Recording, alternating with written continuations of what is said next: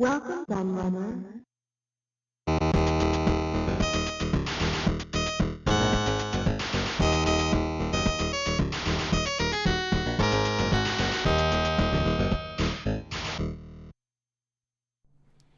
Hello everybody, Kieran aka The Laird here, and I'm back with a new hardware review for you and another look at one of these little mini arcade things. I've looked at lots of these on the channel, but mostly it's the My Arcade ones that I've been looking at.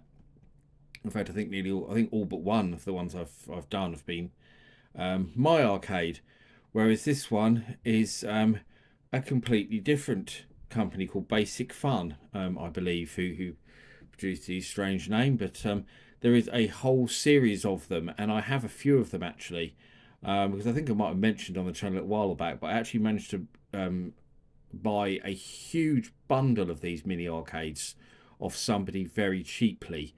None of them have boxes, unfortunately, but I don't think that's a particularly big deal because they all work, they're all in good condition, so I can look at them all.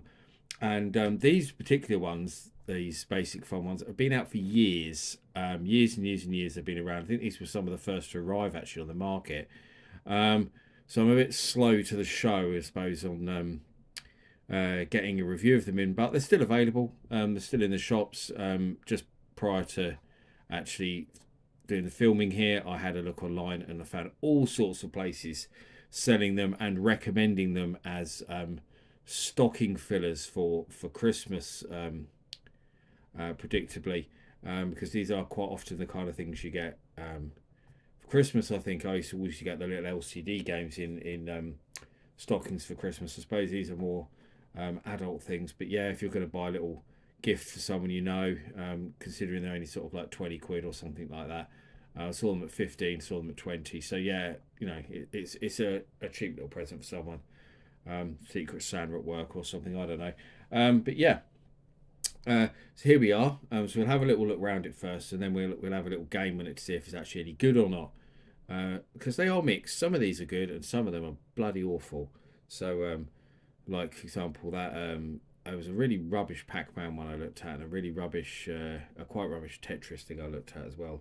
Those are two that spring to mind. Um, well, the Tetris thing was less rubbish. The Pac-Man one was really bad. Right. So anyway, there's our little arcade. Anyway, it's quite thin, as you can see, which is unusual for these. These are usually quite big. They're sort of more modelled on an actual arcade cabinet, like the My Arcade ones actually try to look like the original arcade cabinets. This makes no effort. All of these Basic Fun ones have the same design, this same kind of narrow, tall design, just with different art on them, obviously, and different controls depending on the game. But it's nice to have used all the proper sort of original cabinet art for these stickers. Obviously, they're on both sides as well. Official licensed Taito product, of course, as you'd probably expect. Um, it takes two batteries. I've got the battery cover. I've just taken it off because, like so many of these now, it's a bloody annoying one with a screw, and this screw took forever to come out. It was really, really, really annoying. So I've just taken it out and left it off for the moment because I didn't want to put it back on because it was so annoying to get off. I thought it would probably be very, very annoying to put back on again.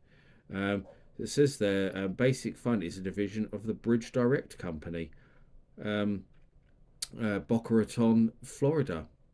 Okay, but it is made in China, as you probably predicted.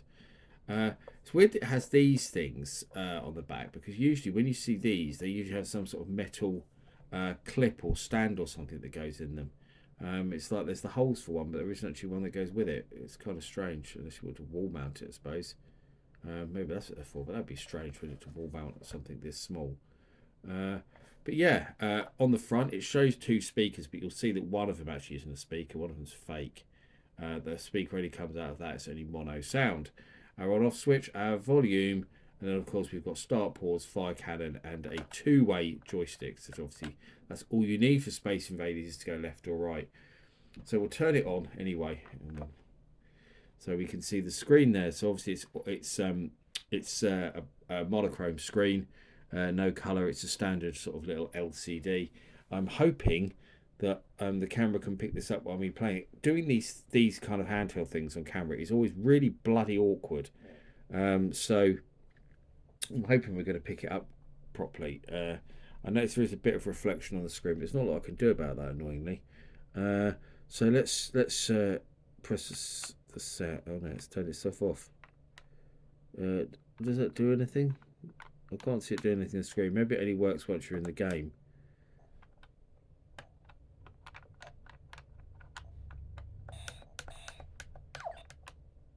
So it just turns it off and on. There's no volume control. So the bases disappear really quickly, don't they? So you'll see, hopefully, already, that basically this uses the standard design of most LCDs, where every character is already built into the screen. So it's not drawing the characters, it's simply lighting up the correct squares, which is why you get that movement in whole blocks like that. And the very, very simple graphics, because obviously it's only lighting up the right part of the square that it needs to. So yeah, you see they jump in whole character squares, so to speak. Same with the ship. And that's why the bases, you don't chip away at them, they just disappear in chunks, because that's the only way it can do it with this type of LCD screen. But actually, despite what I figured would probably be flaws, oh, I've got the FO, because of the way these screens are designed, and I knew it would use one of these types of LCDs. Pre-populated, I suppose, is a good way to describe them.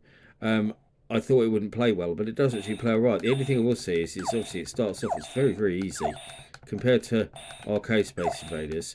But I'm on level 3 and I've taken away my bases now. But the Invaders have started in the same place. I guess they're a little faster, but the thing I will say is actually the sound effects aren't bad. They're certainly very loud, but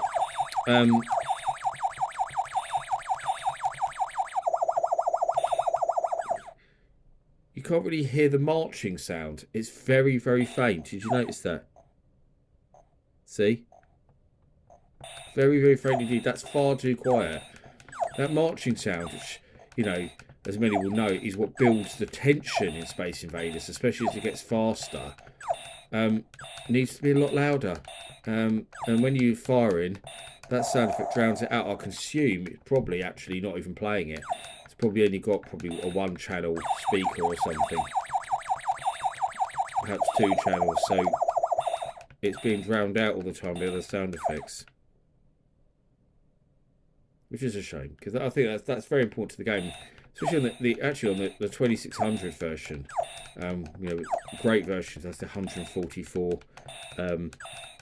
You know, game variations and all that. They got that spot on, that, you know, the marching and that noise. Obviously, the 2600 has pretty limited sound capabilities, but they actually got all of that spot on. But the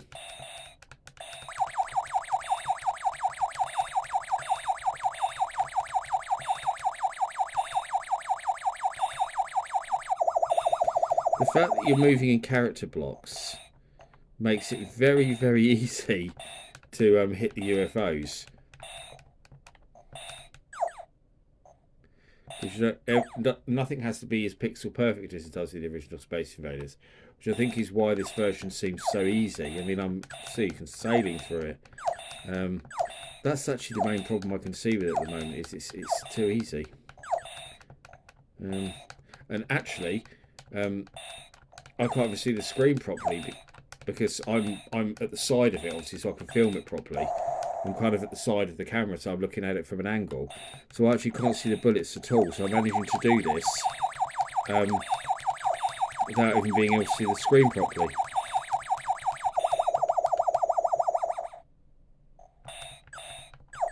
So I think it's quite impressive to be able to play it without seeing the screen very well. And I'm still going. Madness. So I think you've got an idea of how this works, though. I don't think I need to play on much longer. I must notice there's a time at the top as well as the scores as well, though. I don't really know where you need time. Why do you need time in Space Invaders?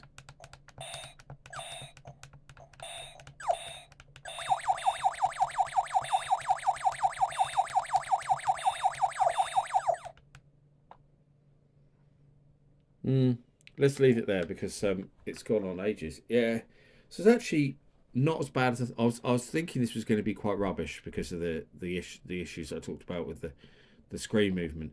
And actually, it's not as bad as I thought it would be, but it's not ideal because it's too easy. Um, there's not enough enemy fire. It's because there's no pixel movement. It's really easy to hit the UFOs. It's really easy to hit the aliens. You can just literally just keep hammering the fire button and you just kill everyone. So there's no sense of urgency and it's too easy. So it's not great, but it's not completely horrible. I mean, it looks like Space Invaders. Kind of plays mostly like it. Sound effects, apart from the marching noise, are pretty good. Um, it's okay, I suppose, but yeah, I think you'd just rather play a proper Space Invaders game, wouldn't you, on a you know a handheld like an Evercade style thing or something, Um, yeah, yeah. I suppose if it's cheap, I suppose it's an okay stocking filler. I've played worse ones, but I've played better ones. Uh, but that's it really. I mean, I've got loads of all these to look at. As I say, like I've got a Centipede one. I've got a Gallagher one. I think I've got a Pac-Man one as well. I can't remember. I'll have to have a look through the box. I've got so many of them. But I didn't want to do them all in one go. I wanted to spread them out a bit because it gets a bit boring if I'm just doing these every single time I do a hardware review. Uh, so I'll probably do something next, different next time around, like a console or a computer or something. So I've still got plenty of them to look at as well. And obviously I looked at the NES last time around. So, um, but that's it really. I haven't got a lot more to say. I hope you enjoyed my review of Basic Fun's Space Invaders Retro Mini Arcade, as they call it. And I've been a lad. Thank you for watching, and I'll see you all again for another video very soon. Bye bye.